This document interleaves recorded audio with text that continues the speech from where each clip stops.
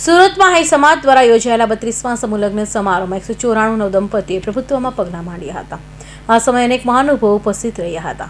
કેન્દ્રીય જળશક્તિ મંત્રી સી.આર. પાટીલ સુરત શહેરના ગોળાદરા ખાતે સુરત આહિર સમાજ સેવા સમિતિ દ્વારા આયોજિત 32મા સમૂહલગ્ન સમારોહમાં સહભાગી થઈ 194 નવયુગલોને આશીર્વચન આપ્યા હતા.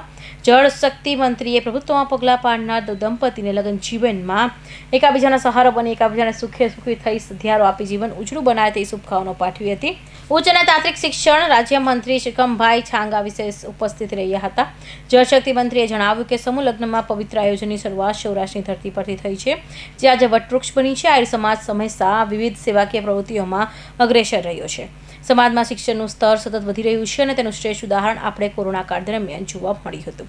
કોરોનાના કપરા સમયે યાદ કરતા તેમણે જણાવ્યું કે આહિર સમાજના તબીબોએ નિસ્વાર્થ ભાવે રાત દિવસ જનતાની સેવા કરી છે, જે ખરેખર વંદનીય છે. જય દ્વારકાધીશ. આજે સુરતના આંગણે ગોળાદરા વિસ્તારમાં મારા આહિર સમાજ સેવા સમિતિ આયોજિત આ 32મો સમૂહ લગ્ન સમારોહનો ખૂબ રૂડો અવસરનું આયોજન થયું છે.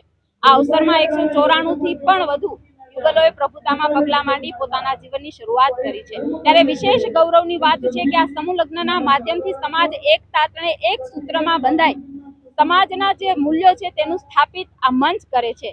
ત્યારે આ પ્રસંગમાં 300 થી પણ વધારે આગેવાનો, રાજકીય આગેવાનોમાં કેન્દ્રીય જળશક્તિ મંત્રી આદરણીય સી.આર. પાટીલ સાહેબ, કેબિનેટ મંત્રી ભાઈ શ્રી ત્રિકમભાઈ સહિત રાજકીય આગેવાનો અને સમાજના આગેવાનો ઉપસ્થિત રહ્યા હતા. વિશેષ આ સંપૂર્ણ ભોજન ખર્ચના દાતા પરિવાર એટલે કે ફાફડા પરિવાર આદરણીય દાનાબાપા શ્રી પરેશભાઈની પરિવારને પણ ખૂબ ખૂબ શુભકામનાઓ પાઠવું છું અને દ્વારકાધીશને પ્રાર્થના કરું કે આ પરિવાર ખૂબ સમૃદ્ધવાન અને સુખી બને અને આ નવયુગલોને પણ એના સુખી દાંપત્ય જીવનની ખૂબ ખૂબ શુભકામનાઓ સાથે આ મંચ જ્યારે સફળ બને છે અને 1 લાખથી પણ વધારે લોકો જે અહીં ઉપસ્થિત હોય ત્યારે અમારા આહિર સમાજના 4000 થી પણ વધારે સ્વયંસેવકો અને સંસ્થાઓ જોડાઈ આ કાર્યક્રમને સફળ બનાવ્યો છે. ત્યારે આ તકે પણ આ સમગ્રને ખૂબ ખૂબ શુભકામનાઓ પાઠવું છું. જય દ્વારકા.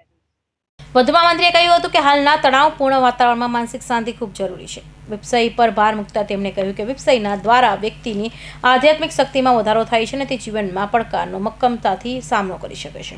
તેના દ્વારકાધીશના ચરણોમાં પ્રાર્થના કરી નવદંપતીઓને સુખી જીવનની કામના કરી હતી. તો આહિર સમાજ સેવા સમિતિ સુરત પ્રમુખ કોર્પોરેટર જીતુભાઈ કાછડે જણાવ્યું હતું કે આહિર સમાજમાં સમૂહ લગ્નની આ પરંપરા વર્ષો પહેલા માત્ર 7 લગ્નથી શરૂ થયેલી શૃંખલા આજે 32મા સમૂહ લગ્ન ઉત્સવ સુધી પહોંચી છે. આ સફળ સમાજની જાગૃતિનું પ્રતીક છે. અત્યાર સુધીમાં સરકારની કુંવરબાઈમાં મેરો અને 7 ફેરાનું યોજના હેઠળ 7 કરોડથી વધુની રકમ સમાજની દીકરીઓને ખાતામાં જમા થઈ છે. સમાજના લોકોમાં વધુમાં વધુ સમૂહ લગ્નમાં જોડાઈને ચાણાની બચત થાય તે શિક્ષણ પાછળ ખર્ચ કરવા અનુરોધ કર્યો હતો.